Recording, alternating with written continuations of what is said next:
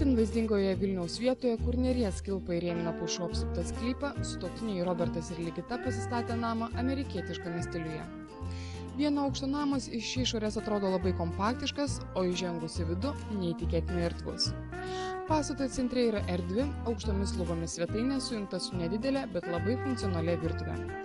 Dešinėje pusėje už svetainės yra vaikų kambariai ir svečių vonios patalpa, o kairėje šeimininkų miegamasis. Iš pradžių sutuoktiniai namą planavo statyti iš medžio, tačiau pasiklausę draugų rekomendacijų nutarė rinktis arko mūro blokus.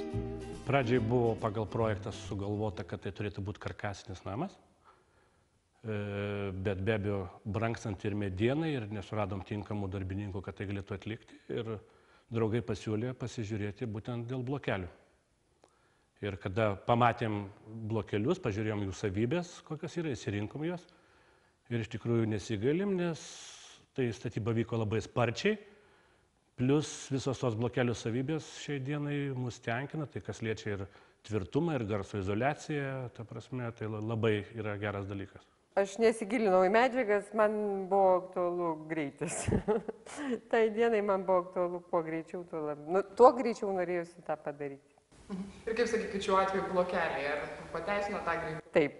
Taip, mane jie pateisino visapusiškai ir man jie tiko, ir nes aš buvau kaip ir nelabai už karkasinį namą. Kodėl? Todėl, kad ten yra pelių. Todėl, kad tenai girgžda ir jisai šneka, ir jisai gyvas, ir man priimtinesnis mūras turbūt šiuo atveju. Robertas juokaudamas sako, kad nors namo statyba nesilpnų nervų žmonėms, tačiau džiaugiasi, kad kylant namo sienoms jokių problemų nebuvo. Kada padarė grįžtinius pamatus ir prasidėjo būtent mūrinimas, tai mes nespėdavom netgi matyti ir fotografuoti ir filmuoti, kaip viskas vyksta, nes vieną savaitę atvažiavus pamatėm, kad pilnai sumūryta, kitą savaitę pradėjo stogo konstrukcijas. Ir dar po gal kokios 10 dienų jau stogas buvo ir uždengtas.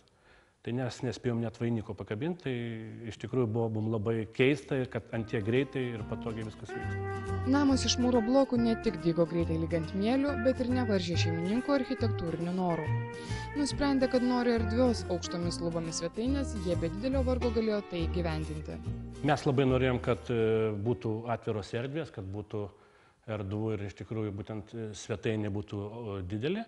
Tai būtent mūro blokeliai, statant ir darant stogo konstrukcijas, buvo labai geras pasirinkimas, dėl to, kad jie pilnai atlaikė visus tos svorius vadinamas ir visas tas konstrukcijas.